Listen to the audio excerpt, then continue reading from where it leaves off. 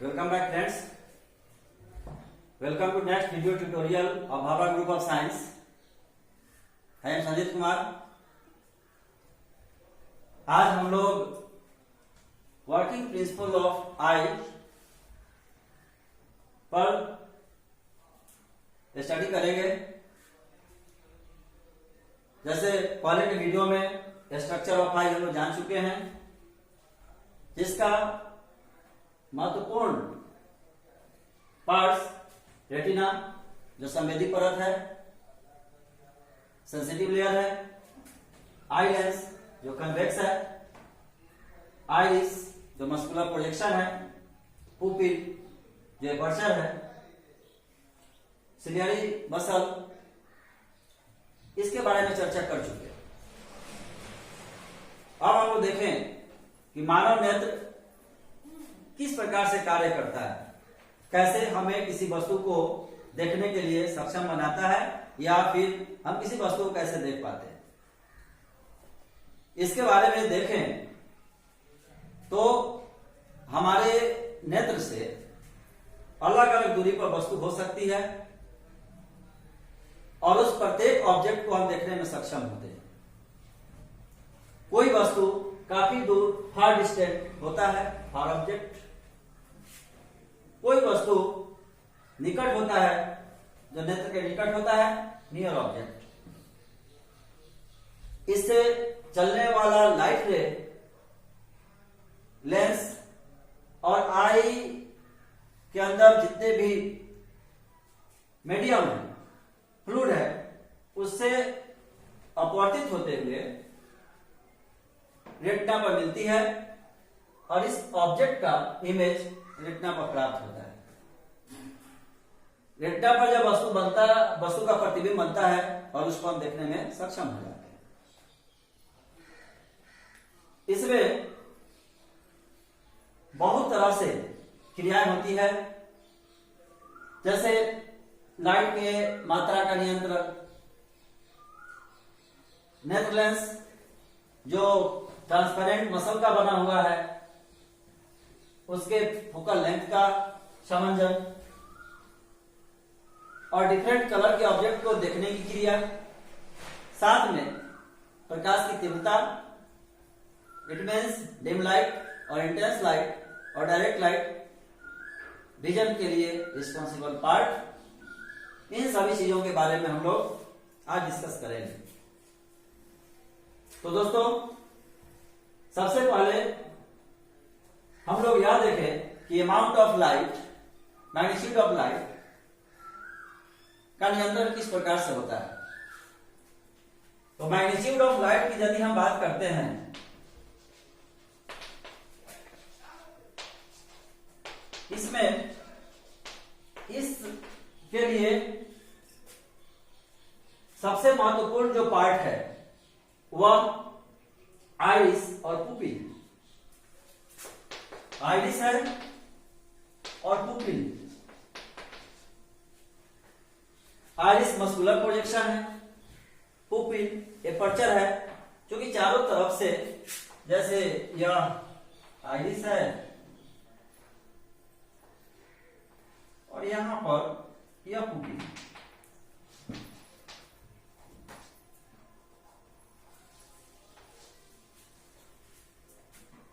आई द्वारा जो भी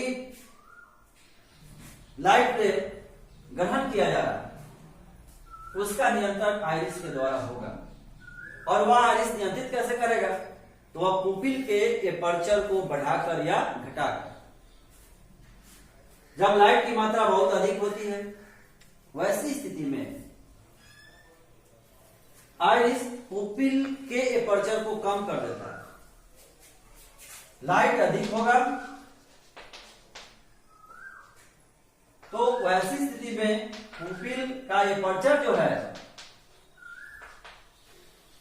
कम हो जाए. लाइट अधिक, एपर्चर ऑफ पुपिल डिक्रीजेज. तो यह जो एपर्चर कम करेगा पुपिल का, वो आइरिस करेगा. जस्ट इसके अपोजिट, यदि लाइट की मात्रा कम हो तो ऐसी स्थिति में पुपिल का जो एपर्चर है, उसका जो छिद्र है, व्यास है, वो बढ़ जाता है। और जैसे बढ़ जाता है तो ज्यादा से ज्यादा लाइट उसके अंदर प्रवेश करने लगता है, जिससे स्पष्ट रूप से किसी वस्तु का प्रतिबिंब रेटिना पर बन पाता है सफिशिएंट लाइट के कारण। तो लाइट के मात्रा का नियंत्रण अगर हम सोचे, उसका रेगुलेटरी पार्ट है, तो वह रेगुलेटरी पार्ट कौन है? आइरिस है। By controlling the aperture of pupil, pupil के छिद्र को कम या ज्यादा करके प्रकाश की मात्रा का नियंत्रण आइरिस करता है, जो मस्कुलर प्रोजेक्शन। सेकेंड टॉपिक देखते हैं, इसका focal length of eye lens. तो जैसा कि हम पहले ही बताए कि विभिन्न दूरियों पर रखे गए वस्तु को हम आसानी से देख पाते हैं, और यह भी बताएं कि प्रत्येक दूरी पर रखा गया वस्तु का प्रतिबिंब रेटिना पर ही बनना चाहिए। तो रेटिना पर बनेगा कैसे?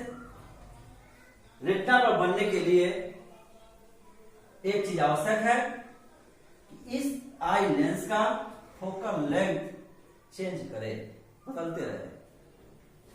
तो सवाल उठता है बदलेगा कैसे? तो आई लेंस का फोकस दूरी कम या अधिक आई लेयर में उपस्थित सिलियरी मसल द्वारा होता है। सिलियरी मसल ही रिलैक्स कंडीशन में या कंट्रैक्ट होकर आई लेंस के फोकल लेंथ को इंक्रीज और डिक्रीज करता है। जब वस्तु दूर होता है, फार डिस्टेंट ऑब्जेक्ट, वैसे स्थिति में, जब वस्तु काफी दूर होता है, वैसे स्थिति में सिलियरी मसल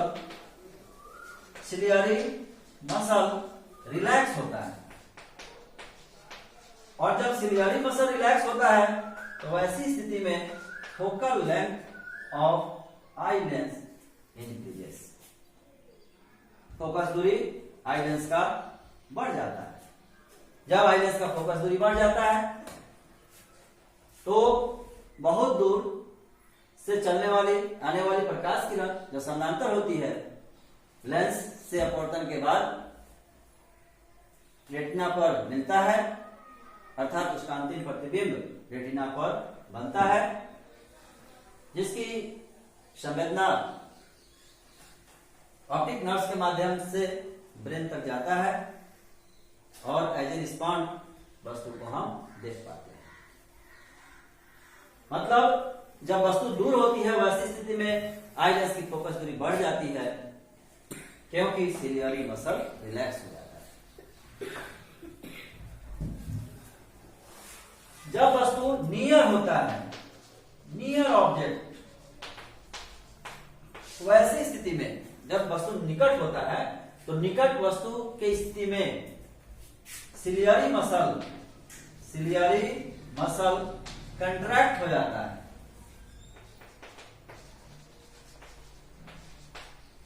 और जब सिलियरी मसल कंट्रैक्ट हो जाता है, सिकुड़ जाता है, वैसी स्थिति में फोकल लेंथ डिक्रीज हो जाता है।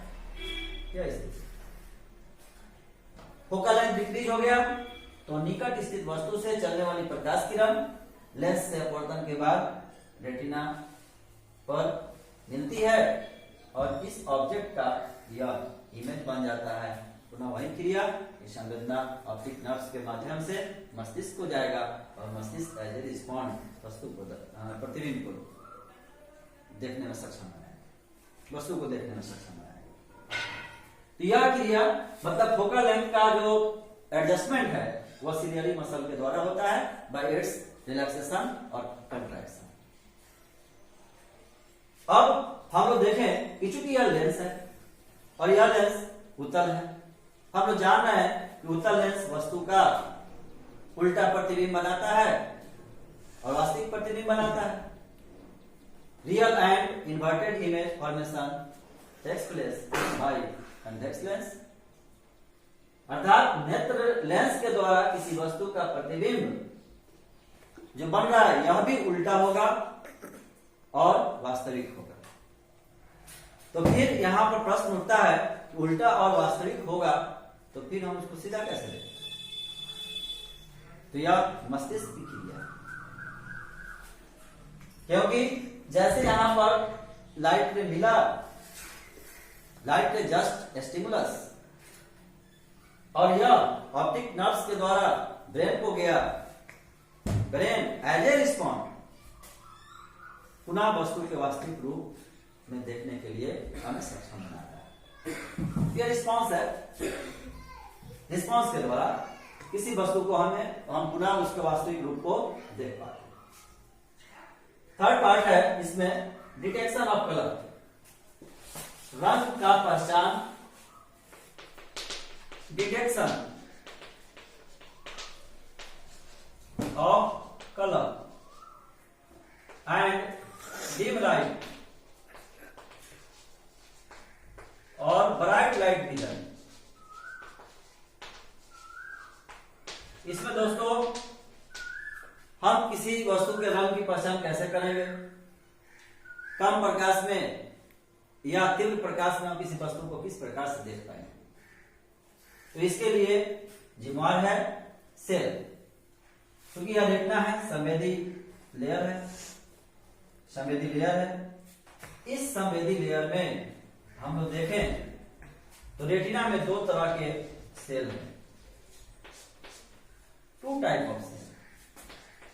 एक आपका रड सेल है जिसको हिंदी में कहते हैं हम छल कोशिका, और एक कोन सेल है जिसको हम लोग कहते हैं शंकु कोशिका, शंकु कोशिका। यह रड सेल और जो कोन सेल है इसका नंबर हम देखें तो नंबर के हिसाब से यह 125 मिलियन, 125 मिलियन इसकी संख्या है। रड सेल और कोन सेल के साइज में, उसके फॉर्म में, रूप में अंतर है। यह rod like structure, cone like structure. इस दोनों ही सेल में फोटो रिसेप्टर प्रोटीन उपस्थित है, और यह जो प्रोटीन है photo receptor protein cone cell में फोटोप्सिन, कहीं कहीं आयोडोप्सिन, और रड सेल में रडोप्सिन।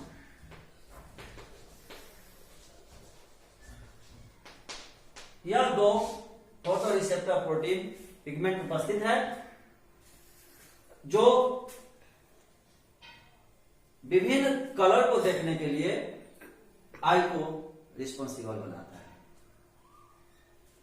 कोन की बात करें तो यहां जो कोन सेल है,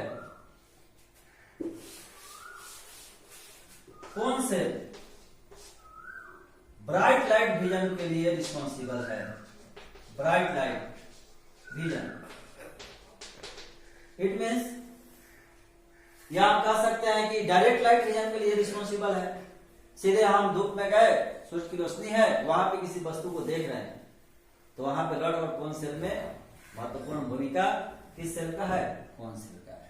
तीव्र प्रकाश में देखने के लिए नेत्र को सक्षम बनाता है। और साथ ही यह जो सेल है यह क्रोमैटिक विजन के लिए रिस्पॉन्सिबल है। क्रोमैटिक विजन, क्रोमैटिक विजन का मतलब है कि डिफरेंट कलर के लिए, कलर की पहचान के लिए रिस्पॉन्सिबल है। कलर का पहचान, जैसे रेड कलर का कोई ऑब्जेक्ट है, ब्लू है, ग्रीन है, तो इन डिफरेंट कलर के ऑब्जेक्ट को देखने के लिए रिस्पॉन्सिबल जो सेल है जो रेटिना में उपस्थित है वह सेल कौन सा सेल है? Cone cell. Bright light vision तथा क्रोमैटिक विजन के लिए रिस्पॉन्सिबल सेल कोन सेल। इसी प्रकार से अब हम लोग देखें कि अगर वह रड सेल का क्या काम है, तो rod cell dim light vision के लिए रिस्पॉन्सिबल है। Dim light vision it means कम प्रकाश में देखने के लिए यह रिस्पॉन्सिबल है। जैसे हम सामान्य रूप से किसी कम प्रकाश वाले रूम में हैं, तो या शाम के समय में, तो ऐसी स्थिति में हमारा रड सेल ज्यादा फंक्शनल होता है और उसको कम प्रकाश में हम किसी वस्तु को देखने में सक्षम हो पाते हैं। साथ ही यह एक्रोमैटिक विजन के लिए भी रिस्पॉन्सिबल है। एक्रोमैटिक विजन इट मीन्स जहां पे रंग नहीं है, हम कह सकते हैं कि ब्लैक है, ब्लैक एंड व्हाइट ऑब्जेक्ट को देखने के लिए यह रिस्पॉन्सिबल है आपका रड सेल। तो कौन cell is responsible for bright light and chromatic vision? Rod cell is responsible for dim light and achromatic vision. अब दोस्तों यहां यह तो आंख द्वारा विभिन्न रंग या विभिन्न दूरियों पर रखे गए वस्तु को हम देखने में सक्षम हो पाते हैं, लेकिन यहां प्रश्न उठता है कि कितनी दूरी पर रखे गए वस्तु को हम स्पष्ट रूप से देख पाएंगे। तो स्पष्ट रूप से देखने के लिए हमें एक निश्चित दूरी पर रखे गए वस्तु चाहिए और यह दूरी सबसे निकट होगी या काफी दूर हो सकती है। सबसे निकट कोई दूरी है जहां पर रखे गए वस्तु को नेत्र स्पष्ट रूप से देख पाता है, उसको हम कहते हैं निकट बिंदु, नियर पॉइंट।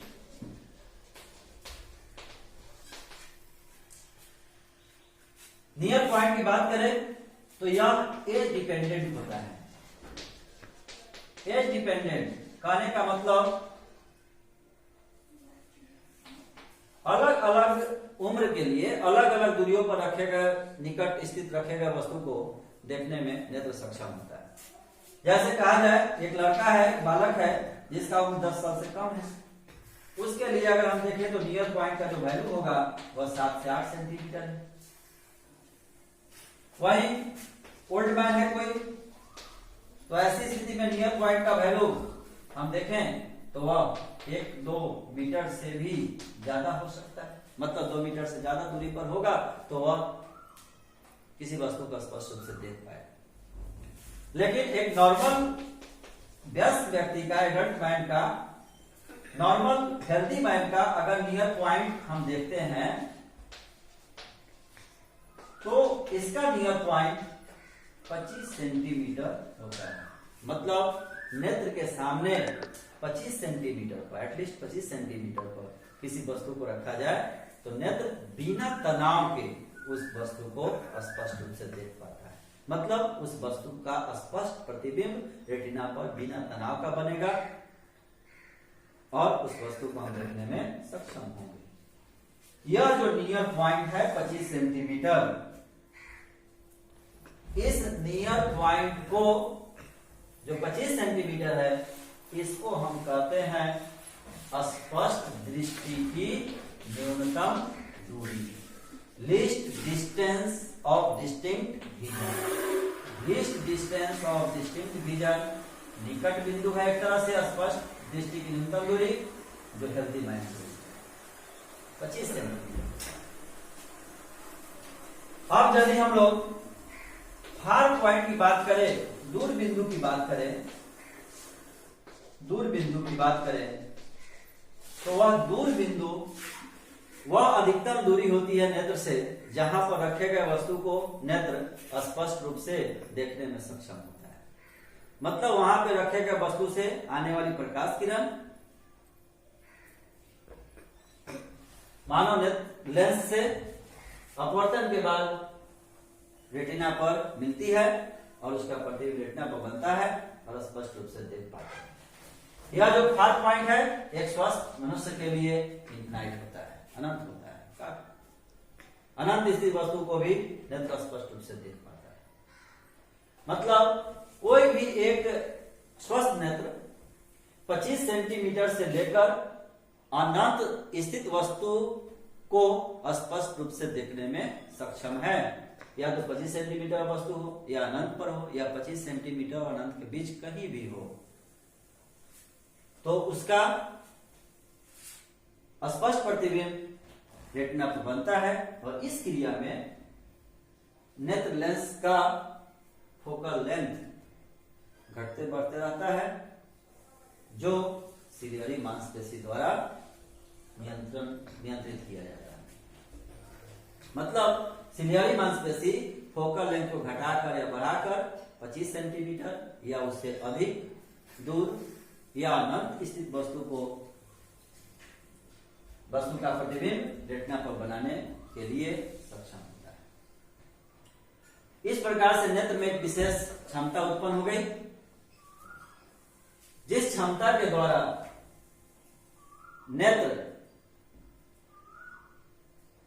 नेत्र लेंस की फोकस दूरी को घटाकर या बढ़ाकर विभिन्न दूरियों पर स्थित वस्तु को स्पष्ट रूप से देख पाता है।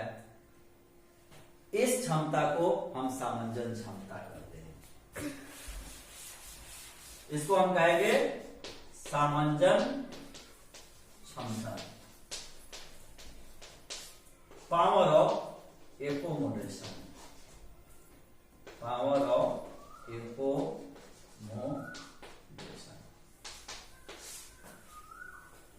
तो सामंजन क्षमता है क्या?